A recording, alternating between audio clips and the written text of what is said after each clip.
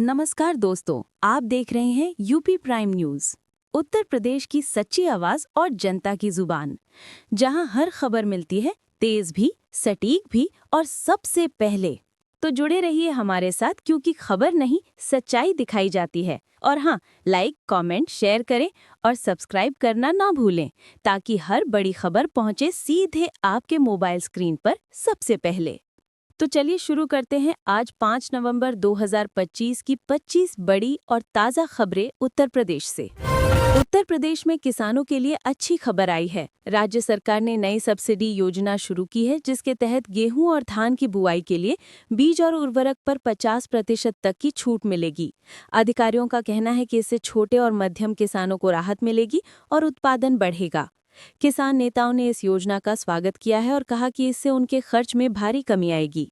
लखनऊ में smart city project के तहत अब शहर में नई सड़कें और स्मार्ट ट्रैफिक सिग्नल लगाए जा रहे हैं। इसका उद्देश्य ट्रैफिक को सुव्यवस्थित करना और दुर्घटनाओं को कम करना है। नगर निगम ने बताया कि अगले 6 महीनों में अधिकांश काम पूरे हो जाएंगे। शहर के नागरिक उम्मीद जता रहे हैं कि इससे ट्रैफिक की समस्या काफी हद तक कम होगी। प्रयागराज में पर्यावरण संरक्षण के लिए नया बायोगैस प्लांट चालू किया गया है। हर दिन लगभग 100 टन कचरे से 4 टन बायोगैस उत्पादित होगा।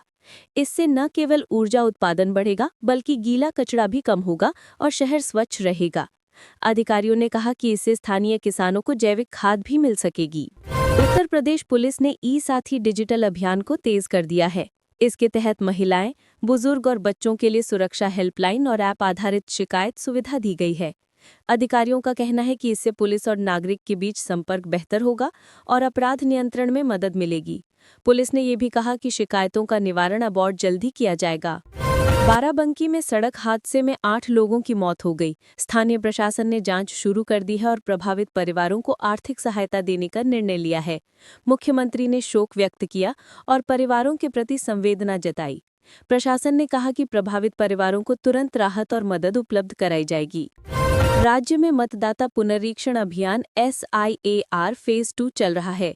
अधिकारी घर घर जाकर मतदाता सूची अपडेट कर रहे हैं। नागरिकों को दस्तावेज तैयार रखने की सलाह दी जा रही है।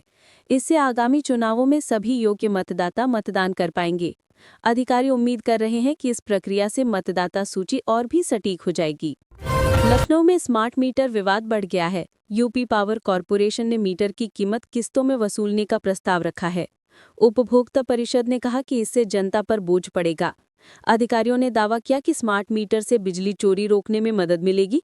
नागरिकों का कहना है कि सरकार को कीमत पर ध्यान देना चाहिए। उत्तर प्रदेश में स्वास्थ्य सेवाओं को बेहतर बनाने के लिए मोबाइल मेडिकल वैन शुरू की गई है। ग्रामीण क्षेत्रों में ये वैन नियमित रूप से स्वास्थ्य जांच और दवा वितरण करेगी। अधिकारियों का कहना है कि इससे ग्रामीणों को बेहतर और त्वरित स्वास्थ्य सेवा मिलेगी। ग्रामीणों ने इस कदम की प्रशंसा की। कानपुर में जल जीवन मिशन के तहत नए वाटर ट्रीटमेंट प्लांट की शुरुआत हुई है। इससे शहर के कई इलाकों में पानी की गुणवत्ता बेहतर होगी और पेयजल की समस्या कम होगी। नगर निगम ने बताया कि पानी की आपूर्ति अब नियमित और साफ होगी। अयोध्या में राम मंदिर के पास बिजली आपूर्ति में हुई बाधा के कारण कुछ अधिकारी निलंबित किए गए। इस कार्रवाई पर UPS ऑफिसर्स एसोसिएशन ने आपत्ति जताई और सरकार को पत्र लिखा। प्रशासन ने आश्वासन दिया कि समस्या का समाधान जल्द किया जाएगा।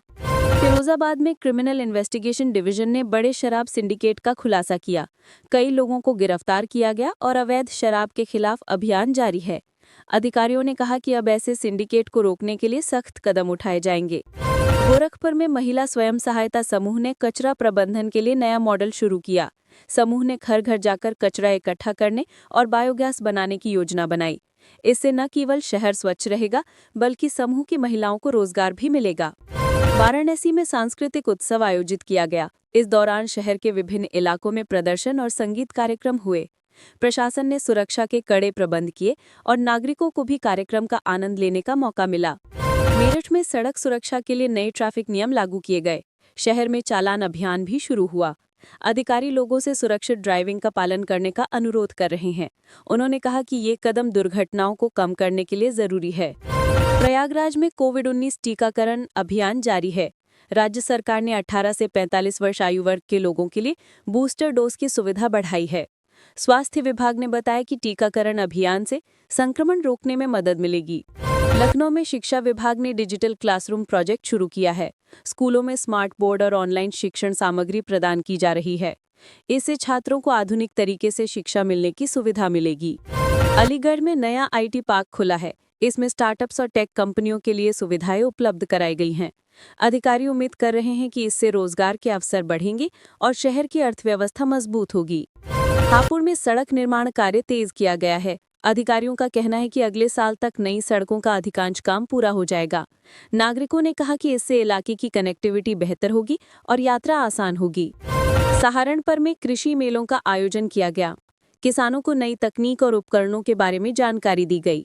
अधिकारियों ने बताया कि इससे किसानों की उत्पादन क्षमता और आय दोनों में वृद्धि होगी। लखनऊ में यातायात पुलिस ने ड्रोन कैमरे से यातायात निगरानी शुरू की है। इससे शहर में नियम उल्लंघन पर कड़ी नजर रखी जा रही है। अधिकारी कहते हैं कि ये तकनीक दुर्घटनाओं को रोकने में मदद करेगी। कन्नौज में महिला स्वास्थ्य जागरूकता अभियान शुरू किया गया है। महिलाओं को पोषण, स्वच्छता और स्वास्थ्य जांच के लिए कार्यशालाओं में बुलाया जा रहा है।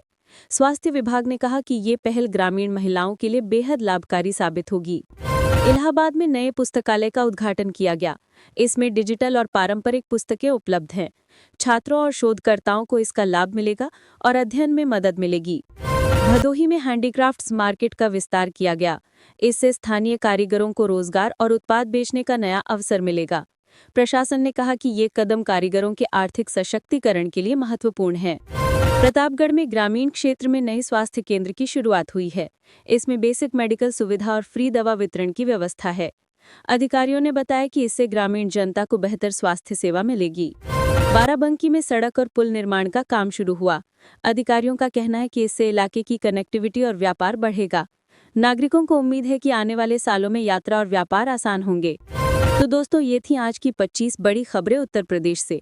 अगर आपको वीडियो पसंद आई हो तो लाइक करें, अपने दोस्तों के साथ शेयर करें और चैनल को सब्सक्राइब करना ना भूलें, ताकि हर बड़ी खबर पहुंचे सीधे आपके मोबाइल स्क्रीन पर सबसे पहले।